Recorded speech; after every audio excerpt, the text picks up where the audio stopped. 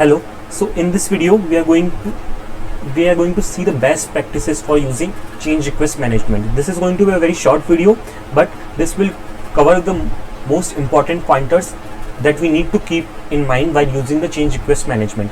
Usually while using the change request management, there are some small points that needs to be taken care of.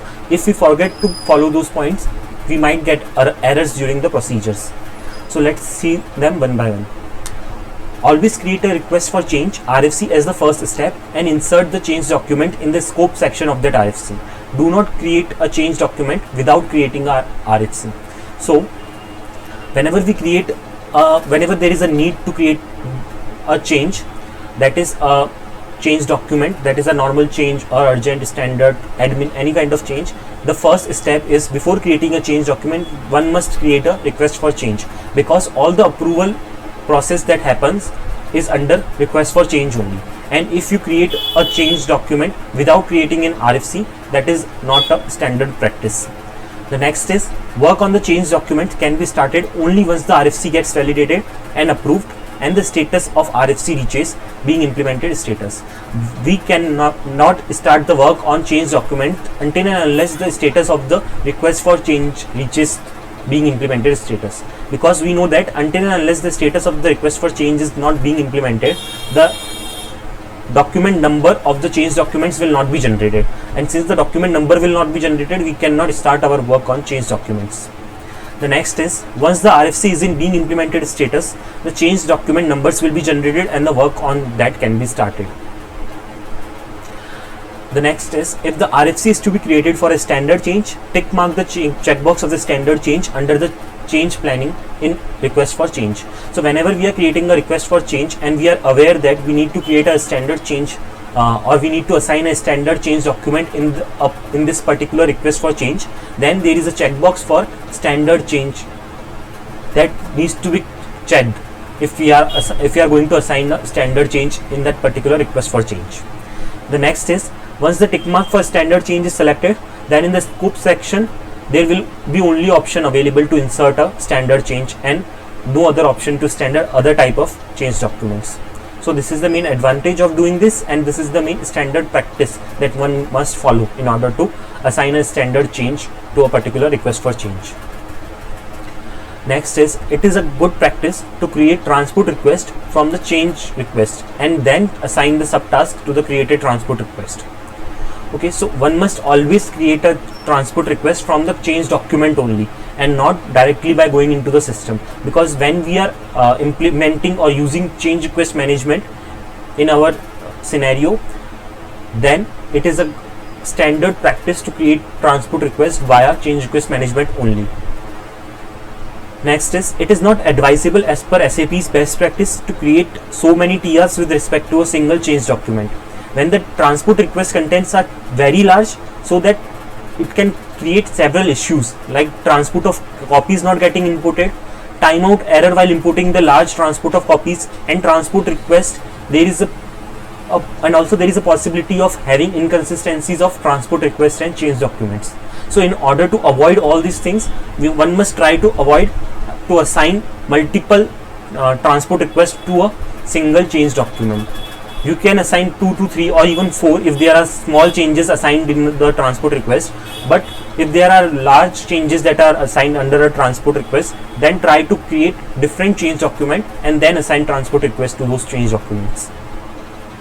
The next is, once the status of the change document reaches imported into production, the status of the request for change automatically gets changed to implemented status. So whenever the status of the change document is imported into production, the request for change status will automatically get changed to implemented and no one needs to do it manually. When the status of all the CDs or the change documents that are attached to a particular RFC reaches to the status either withdrawn, the status of the request for change automatically gets changed to validation status. So if all the change documents that are assigned to a particular request for change are in withdrawn status, the status of the request for change will automatically get changed to validation.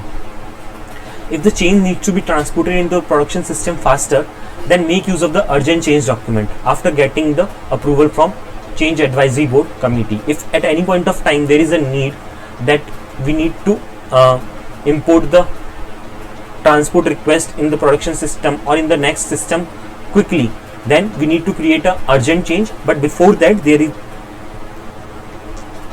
is a need to take the approval from change advisory board committee to create a urgent change. Next is when the status is changed from in development to be tested, the transport of copies are generated. The tester will then log on to the quality system and check if the changes are successful, and then the status is changed by the tester to successfully test. This concept of transport of copies is one of the most important concept in normal changes and standard changes, whereas in urgent changes there is no concept of transport of copies. The next is transport request import to quality usually happens via the background jobs. Also, the normal changes are imported into production in a specific time period based on the background jobs. But the urgent changes are imported into production system immediately with the status change from authorized for import to imported into production, and this is done by IT operator. Standard changes are imported into production by jobs or by the IT operator. The status change of a normal change from authorized for import to imported into production is done by the IT operator. Also, the status change of the standard change from successfully tested to imported into production is done also by the IT operator. The status change of the urgent change from authorized for production status to imported into production status is done by IT operator, and in this case, that is of the urgent change documents case, also the TR is imported by the IT operator. Whereas in the other two cases, which was of normal and standard changes, usually the TR will be imported via background jobs. If the request for change is to be rejected, change advisory board committee will reject the request for change, and no other person has the authorization to reject the request for change. The request for change related documents, that is RED, can be attached from the attachment section. Click on the attachment button to add the relevant documents to the request for change, and the technical and functional documents should be included in the solution documentation. So these were some of the important or the SAP best practices that needs to be followed while using change request management. Thanks for watching.